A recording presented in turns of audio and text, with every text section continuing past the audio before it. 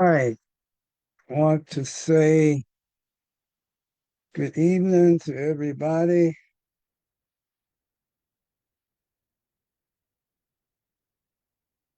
Get my notes here.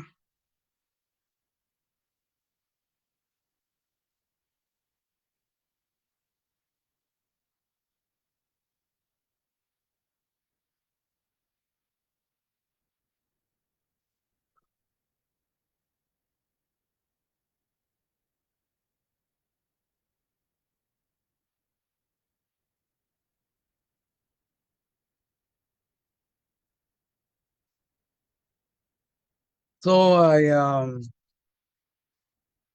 want to welcome all to this Total Life Christian Leadership Center, a ministry of Total Life Christian Missionary Bible Church.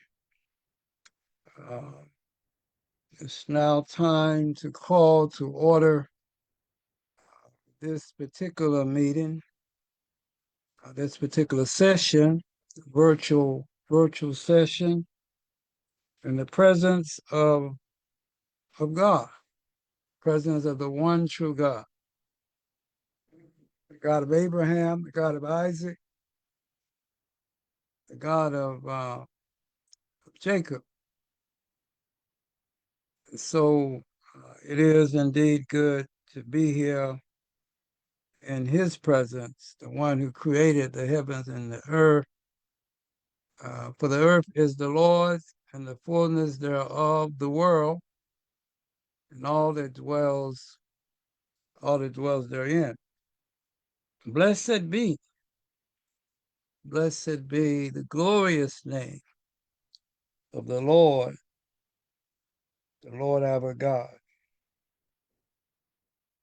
On this day of, what is it, March the 24th, 2025, a day that God has made, a day to rejoice, a day to indeed be glad. Praise be unto the Lord our God, for he is worthy indeed to be praised. Yes, he is worthy to be praised. I certainly thank him for this most blessed day. I wanna read my notes. I wanna read a couple of scriptures. I'll call these the theme scriptures. Psalms 127 and 1 says, "Except the Lord build a house, they labor in vain that build it. Except the Lord keep the city, the watchman wake it, but in vain." And that's from the Old Testament. And then we have um, New Testament scripture, Matthew 22, um, verse 34 through 40. And it says, "But when the Pharisees had heard that he, meaning Jesus, had put the Sadducees to silence, they were gathered together. Then one of them, which was a lawyer, asked him a question, tempting him, and saying, Master, which is the great commandment in the law?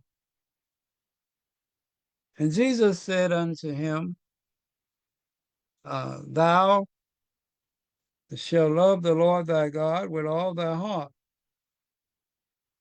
and with all thy soul, and with all thy mind. This is the first and great commandment. And the second is like unto it, thou shalt love thy neighbor as thyself. On these two commandments hang all the law and the prophets. I like to read those two sets of scriptures as a theme for this particular ministry of mine, because the Psalm 127, verse 1, of course, reminds us um, that God has business not only in our homes, not only in our church houses, but also in our communities, in our cities, in our counties, um, in our states, in our nation, even in the whole wide world. Of course, that should be no surprise since he created the heaven and the earth. That means all of the earth belongs to him, right? Matter of fact, the psalmist in Psalm 24, echoes that and emphasizes that great truth when it says the earth is the Lord's and the fullness thereof, the world, and all that dwells therein. So, and then Matthew 22, one of my favorite scriptures, reminds us that we are to love God above all, above self, above others, but we are not to neglect loving ourselves. We're not to neglect loving others, right? Whoever that other might be, um, be it male, female, black, white, rich, poor, young, old, uh, no matter who that other might be, we are to love that other, because the scripture says, how can we say that we love God and hate our brother? And even Moses tells us that everybody is our brother when it comes to love, right? When it comes to God's requirement that we love others, and that's in Leviticus 19 and 18, Leviticus 19 and around verse 32 and 33. And so I just like to remind us of that. And now I want to say a prayer. And again, this has to do with the nation. It has to do with the application of biblical principles. On Saturdays I do, Total Life Christian Missionary Bible Center, where I focus more on salvation, more on the home, more on the church, but not neglecting, application to everyday life, but just different focuses, on different days of the week. So I want to just pray for us as a people, as a nation, um, echoing what Jesus prayed for in John 17 when he prays that all of his disciples be one, right? And so that's my prayer, oh God, that we as a nation, we as cities and states and counties and communities would come together in a spirit of love, a spirit of recognizing that we ought to love you above all and love ourselves and love others. And that means extending a helping hand, extending an appreciation for one another, not only the successes and the good times of one another, but the difficult times, and doing what we can to help alleviate the difficult times of whomever we may encounter on our journey here on this earth. And so I just pray, God, that we would have that kind of attitude, that kind of spirit, that kind of heart, that kind of mind, that kind of soul, that kind of body, to reach out as we're able, as we're gifted, um, to um, to be of value to to one another, and have a spirit of forgiveness, as Jesus speaks about in Matthew 6, verses 14 and 15, when he reminds us that if we don't forgive, then really we have no right to expect you to forgive us. And so I pray that we would have that forgiving attitude, towards those who are gone on, as well as those who are here today, because unfortunately, some people find it difficult to forgive even dead people. Let us put all of that behind us. Help us to do that, oh God. In Jesus' name, I do pray. Amen and amen. All right. Again, I do this to help me, right? It's just part of my study time as I look into these various subject areas. At the same time, I'll offer it for those who might um, find it useful, to them um, as well. And so we're looking at K-12 educational system. So I'm going to share the screen here. Let me see, I got it somewhere.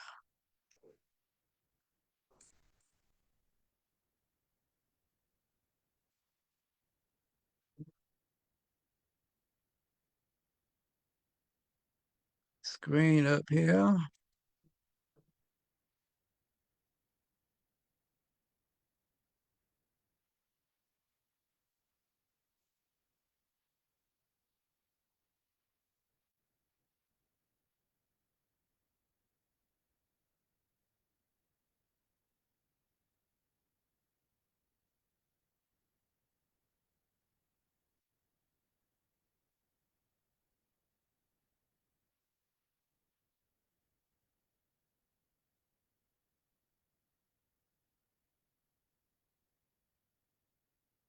Watch it a little bit.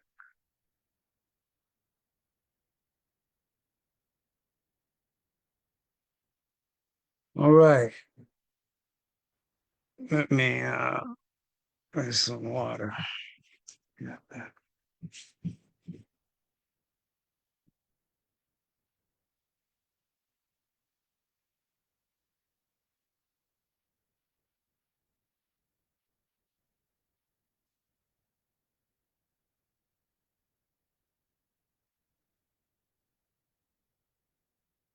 All right. So what I am studying right now um, is the state of Arkansas. That is my native state. That's where I am. Um, in Texarkana, which is a twin city, Arkansas and Texas. So any given day, I'm like in both places, property, both sides of the city. So it could be on either side at any given time. Right now, I'm sitting in Texas. Um, but I want to look at, um, what's being taught. That's what I'm studying. What's being taught in the K-12 system, and pretty much, um, I think the same thing has been taught throughout the nation, because they kind of follow the standards that's set at the federal level. Now, of course, there's a change going on, so what's going to happen in the future, I don't know. But the advantage of having some kind of standards at the federal level is that you ensure to the best you can that all of the states and all of the districts and schools within the states are basically covering at least most of the same things, certain foundational things, certain fundamentals.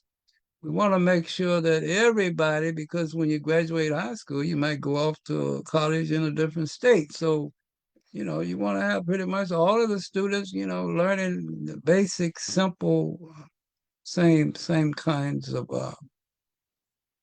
fundamental things they need to know. Um, and so whatever's going on in Arkansas, I think pretty much mirrors. It might be some little differences, but the core, I think, is pretty much the same. And so I'm just going to do a little quick review on what I covered last week. I mentioned that the concern is Black Americans have a concern that the white Americans, right, the majority are not that concerned about the history of slavery and the lingering effect of slavery, racism, and all of that in terms of making sure it's taught in our academic institutions and especially at the K-12 level, and then also, to the college level and graduate school level as well. And so there's some big conversations about that has gone on for the last few years. And that has led really that's really kind of the fallout of what's going on right now in Washington, D.C. in terms of DEI, in terms of the Department of Education. That's all related to the conversation that has been going on, right, in the last few years. So it's not like it's not like this stuff that's going on just popped up. This has, this goes back for years, right? Um, and so the idea is we have to be wise to work our way through this in an impartial way, right? Not in a self-serving way, but in a way that it benefits everybody, regardless of whether you're majority or minority, regardless of whether you're black or white, male or female, whatever, right? Whatever your ethnicity might be, Hispanic, non-Hispanic. I mean, that's the idea. That's the righteous, godly way to look at it. Unfortunately, there are people who are selfish, black and white people who are selfish, and that won't get us anywhere. That'll just produce more and more animosity. And so the idea, and so what I want to do is make sure I am actually educated on what the truth is, because there's a lot of misinformation out there, a lot of it, right? Based on selfishness coming from both sides, right? People put out self-serving information, not truthful information, because they want other people to believe the way they want to, the lies they want to put out there, right? On both sides. It's not just one side of the equation, right? And so I like to deal with truth, right? I remember as a kid, you hear the older people talk about, get it straight from the horse's mouth, wherever they got that from. I don't remember, but I understood what they're saying. Go get it from the horse. Don't get it from somebody place else, right? Get it from the original source. Um, and then you lessen the chances of you getting some bad information. And so I mentioned that I went to the state of Arkansas. So this article I have on my website, which is at texarkana.totallifeinsight.com, which is one of my websites. And the title of the article is State of Arkansas K-12 Curriculum Standards Dealing with Black/African American History, right? I started this on March the 4th. I've updated it since then, I add to it, clarify a few things as I go along. Um, And so last time I went to section 616-121, and this information is from, right, I got a link um, on the website. Um, it's called, well, I will have a link. I was updating, I left the link off. But it's called um, if you go to like Arkansas, just do a search on State of Arkansas Code Search Laws and Statutes, right? And it'll take you to a place called Lexus. It's Arkansas, but just type in Arkansas Code and you'll get it. You'll get there. Arkansas Code, you'll get there. But I'll update the website after I get off here tonight. I've been working on it today because the original link I had, it didn't quite go like, because they kind of make it a little difficult to get to where you need to get to, but so that's the way it goes. So, but I think I got a smoother way to do that now, but I will update that. But in any event, I went through part of this article last time, and tonight I want to start with, I stopped at paragraph 3, right? So that's where I want to start tonight.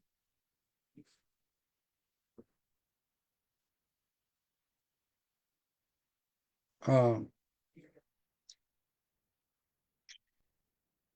this has to do with the teaching of African American or Black American history. As I said last time, I prefer the term Black Americans because, but some people like African. It's the same thing. So I'll use them interchangeably. Arkansas uses the terminology African American history.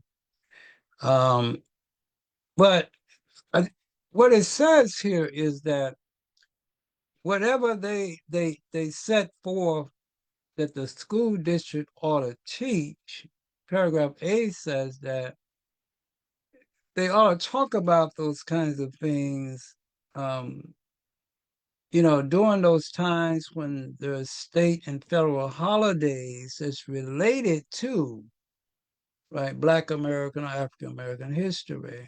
But not only then, as paragraph B says, but, at other times as well. So it's not fixed to like Black History Month or Juneteenth or anything like that, right?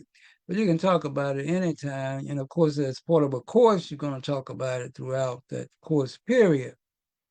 Um, and that has, um, implications in terms of what's going on in Washington, D.C. now, because and some of the agencies are saying, well, we don't want to celebrate Black History Month.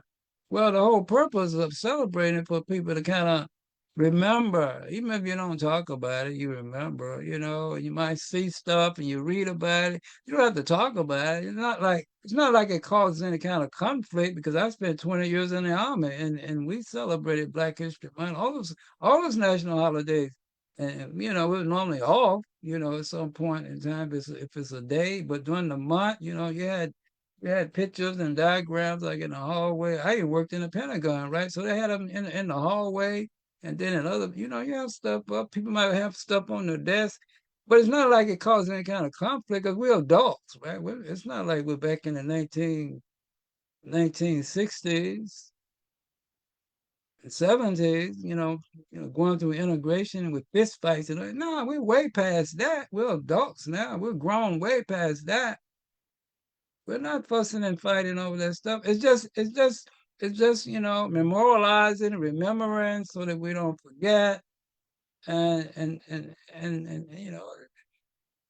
it's just like any other. You Mother's Day and Father's Day, Independence Day, right? You remember. That's all we teach, and so we're gonna go through how they, how even that is part of the educational. And so it shouldn't really be a big deal. You know, when you got, as I mentioned last week, when you got the right attitude, you don't complicate the simple. It's really rather simple to teach about these things. And we don't want to teach them in such a way that we hold anybody alive guilty for something dead people did. That's crazy. Why would I hold somebody alive for something dead people did? That don't make any sense to me, right?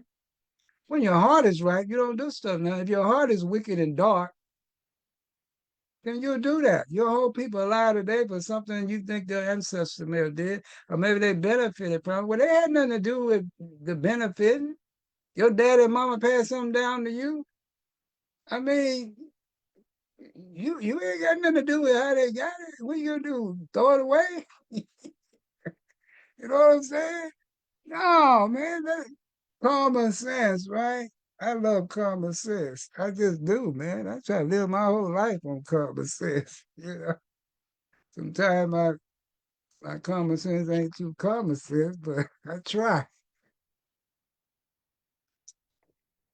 But and so you teach it, especially in a school system, because the whole purpose of a school system, K-12, is what? Teach people that which they don't already know.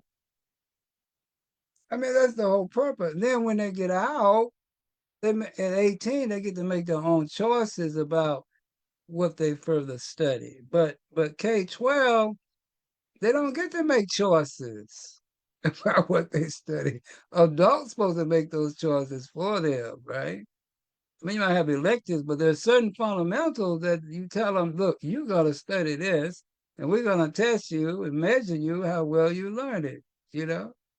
And your success is going to be based on how well you learn the stuff that we say you must or ought to know, right? Um, and so and then it says they send this information that the state produces, they send it to all the school districts. So the school districts have no excuse, right? About what the state says. They send it to, as B says it, they send it to all the school districts, right? And so that has to do with the teaching of American, a Black American, African American history, the focus. That's that section 6-16, 121, I believe it is. Yeah, 121 right here, right? And then there's another section in this Arkansas Code, and section 6 is like Title I education, right? So again, at the link you can go there, but it's like under Title I section. The 6 is education. And of course, the other section is something else. Um, but 122 has to do with not specifically with Black history, Black American history, African American history, right? It has to do just with American heritage, right? Now I'm not going to go through everything under that section. Uh, It's in the article. If anybody interested, you can go and look through it. I'm just going to note a few things, right? Like the Constitution, right? And then the amendments 1 through 10 of the Constitution, which of course are known as the Bill of Rights. So the teachers are to teach that to the students. This is like required, for them to have some course um, along the way that covers that kind of information, right? And so I'm going to talk about those amendments 1 through 10 a little later. So I just want to mention that right now. And then I want to mention like executive orders of the presidents of the United States, right? So that's a big thing now that's going on. So they do, and that's good. I didn't really know this. I didn't remember this. I guess we had it too, but a long time ago, right? I graduated in 1974. But even the executive orders, so they do go through. I doubt they go through all of them, throughout history, but they do go. The teacher can, I suppose, select certain ones, and they do at least talk about the concept and maybe give some examples of them. But I do want to mention the Emancipation Proclamation, right? So that's one they also studied. Now, that does have to do with slavery, of course. And so there is, because see, my point is you hear about how, there's no teaching in the schools about slavery, but there is, at least in the state of Arkansas, and I think there is in all states, right? So all this misinformation, you can keep it. That's stop all the misinformation, man. It's crazy, you know. I'm going to talk about that a little more, right? Um,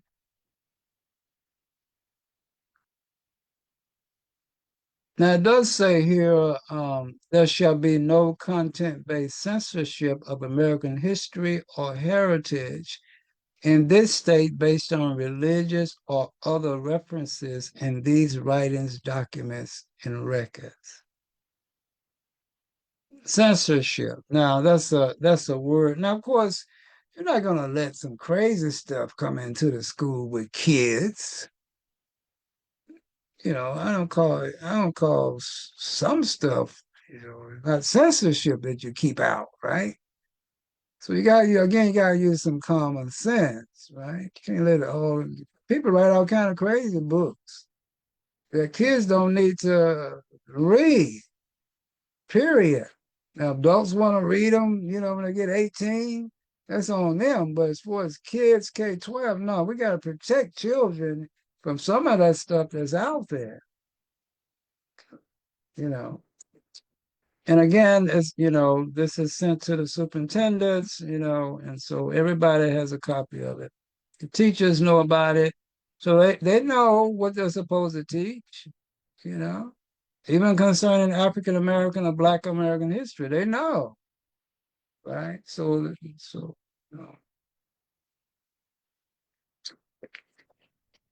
I just want to mention that. Now, a few other things, it talks about how include among the requirements for graduation from a public high school, the passing grade, things having to do with Declaration of Independence, Constitution, and its amendments, right? Even talk about the Federalist Papers, and they got different configuration talking about those kinds of things. But I do, here's what I want to really talk about now in relationship to, because it's all about whether or not, although we're doing something, do we need to do better, right? Do we need to show a greater appreciation for the Black community? Do we need to project that we do care about what did happen? And I'm talking, when I say we, I mean we as a nation, right?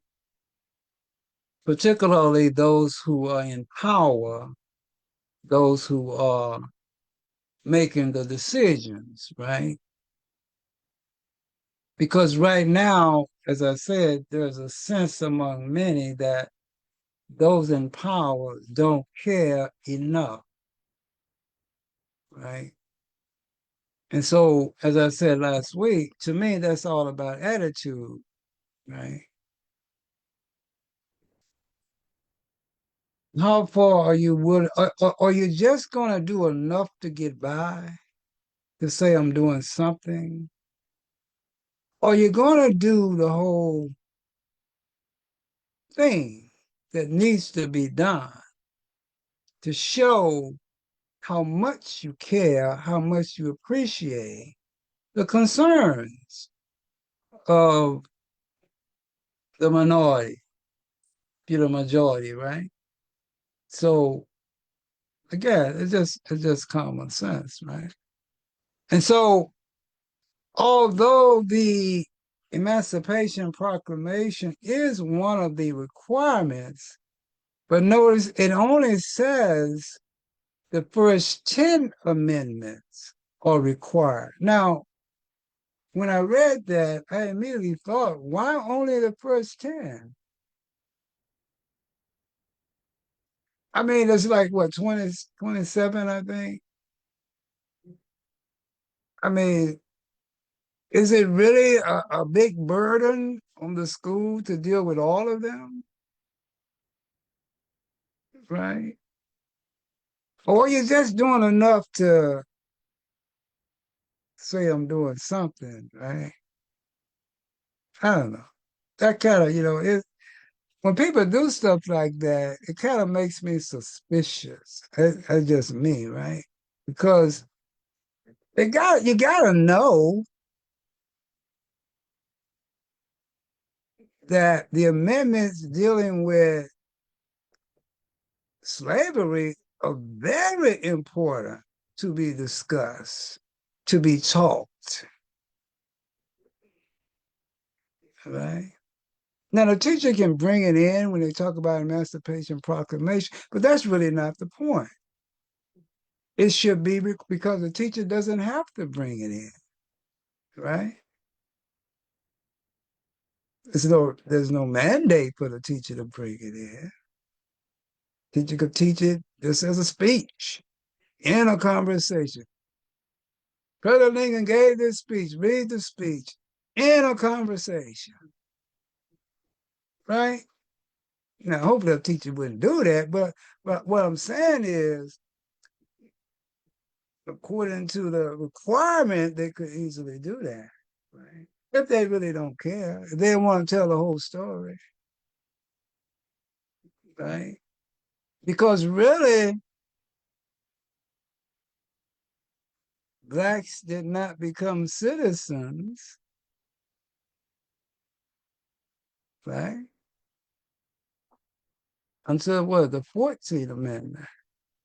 Now that's something I think ought to be taught in school, explicitly taught in school, required to be taught in school. But there's nothing in the documents that I saw that explicitly requires it. So I become suspicious. And see, that's the attitude that people have. Do you really care as an institution?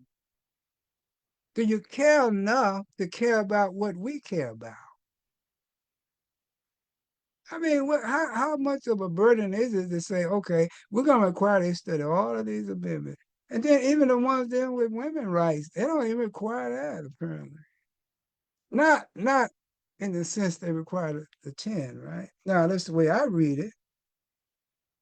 Maybe somebody can correct me, but just make it plain. Just the 10, just say all of them. You know what I'm saying? Just say all of them. Don't say 10, just say all of them, right? Um, and so that's one shortcoming that I see with the code, and that could use some improvement, right? Again, it's all about attitude. It's all about, do you really appreciate the concerns of other people? It's like I was a Democrat for years, really by default, because that's what my people were. But then, I grew up. I can't deal with. I can't identify with anybody who's going to put in writing they support abortion just because. I can't do that. I can't identify with people like that as a group. I know not every Democrat. believes in that, but I can't identify with such a group. I can't. And other people can do what they want to do, but I'm just saying I can't identify. So I became a Republican, but then I realized that they don't care enough for me. You know, when you're going to close down voting locations, talking about you ain't got enough money, you don't care now because voting money shouldn't even be an issue when it comes to voting, making it easy for people to vote. Money shouldn't even be an issue. But that tells me you don't really care enough. And so I became an independent. So I don't identify with them either. So it's because it's all about attitude. It's all about how godly is your attitude, how compassionate, how concerned, how loving is your attitude. How much do you appreciate other people's life? You know what I'm saying? And that's how I look at that. That's how Chastity looks at that. Right? That's what God put in me to look at. And so it's the same thing here. If you really care, you won't do just enough to get by, intentionally or unintentionally. You'll make a point to satisfy the concern of people who have been historically oppressed. Now that's how I see that particular matter, right? And so that's kind of the shortcoming that I see in that. And so I just wanted to cover that. Again, you know, it's just talking about the reference sections. Um, and so I just wanted to kind of like cover that. Um, so I think the state of Arkansas is doing a good job at requiring its school districts to teach Black American history, including about slavery, you know, injustices and all of that. I think according to what the requirements are. Now, it's up to the superintendents to make sure that it's done. Um, I mean, what else can the state do? You know, and so I think people are just passing out a lot of misinformation. Right now, I think the problem is, to be honest, is some people want to impose guilt on people, or at least they don't. The problem I had, like with critical race theory, I have problems with it because I don't go along with stuff. I don't just because black people put it out or white people put it out. It got to make sense to me, right? I'm not. I despise racism. I don't care if it's black racism or white racism. I wasn't raised like that. I'm just not, right? Um,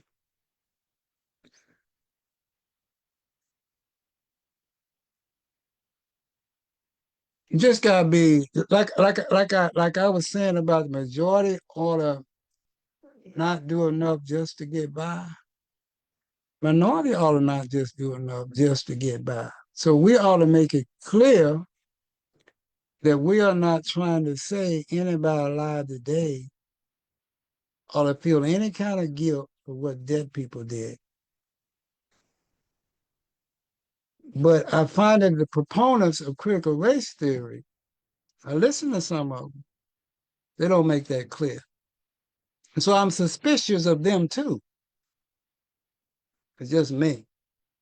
All right. Because that's just common sense.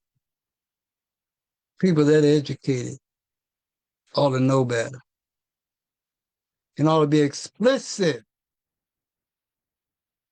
repetitively explicit,